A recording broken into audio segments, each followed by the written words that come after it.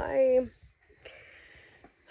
Yeah, welcome back to something that is a little on the thick side, and I'm saying thick side because it needs one to kind of think through what I'm going to say. But I'm going to try and say it in a way using a real life situation, which I hope is going to make a lot of sense for movement and also for faith in that some things can happen even when we think, oh, nah, that's impossible. So, um, sometimes it's difficult to think that one can work on a project alone because maybe financial strain is there or maybe manpower strain is there, and it's difficult to find somebody whom you can rely on for this and that. But there's something that I learned while living here in Denmark. The issue of this this corporation called Allah Farms.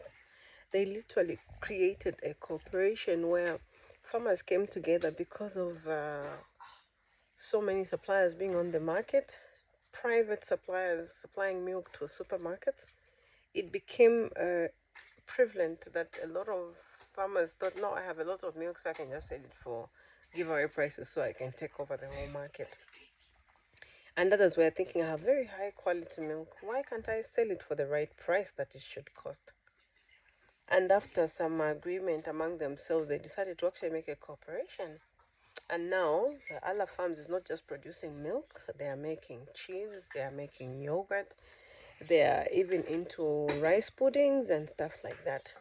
And it all required them to come together, having the same mind of making milk products or just working with milk to start with, for them to come up with all the products that they have right now.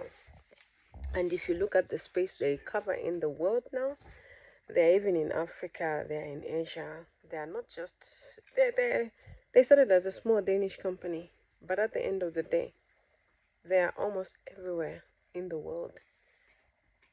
I think if whichever country you're in, if you just look in your supermarket, there should be some cheese from Allah Farms. If you've got very big supermarkets, there should be something that they supply. And why am I talking about this? I'm just thinking sometimes we are many people having small monies here, there, but we have the same idea. What if actually we all kind of sit together, those of us who have the same idea, sit together and then try and make a cooperative like Allah Farms? And in that way, we can build something big that that everybody else can benefit from. Not only that, it will it will call you as a corporation to be like the market leaders in the industry that you're in. I'm going to give an example of maybe if it's in the fashion industry. If you think you have a very, very bright, brilliant idea about fashion, why not go into it with two, three other people who are doing the same? Instead of you struggling to survive in your own businesses, try and come together, see what you can do, what you're very good at, what the other person is very good at.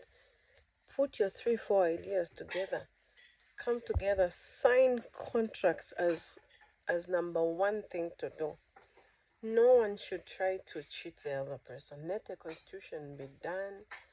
Let the finances be taken care of by an independent party, and everything should just be legal, and all signatures have to be actually given when they have to be given and by the right people who have to do that. And there's a lot of information about how you can make a corporation in different countries. And I think that is one way of people getting together to actually create something bigger that puts competition of private people down, because at the end of the day, when the market is set by a group that actually is having the interest of the nation at large, because of the differences that are among the different personalities that are in the group of the cooperative, there will be actually a very low rate of people manipulating other consumers, if I can say it in that way. So if somebody asked me, I think the future is brighter for people who can just say, we are going to trust each other, we are going to do this together, have every legitimation done, and let's just get started.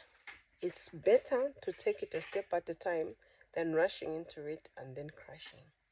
Because at the end of the day, it took a year or two for this other farm to actually be a cooperative. It was in discussion, there was trust to be built, there were signatures to be done, chair people were spoken to and addressed and allowed to take that position, managers, and most of the farmers actually just decided, I just want to be on the farm and do my work. That's what I'm best at.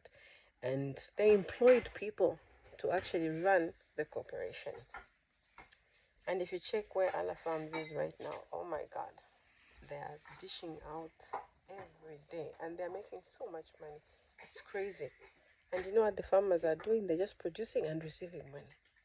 Somebody else is coming to pick up the milk, producing it to cheese, doing this and that.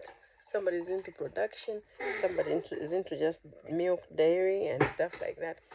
And basically, it's just them going to feed the cows and getting the money.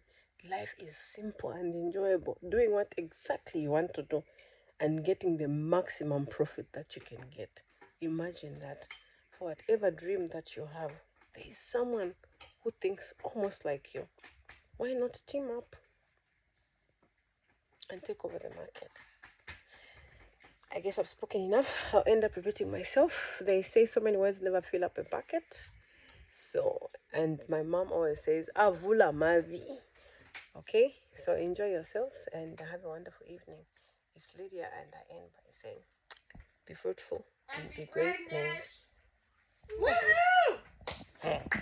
Buddy.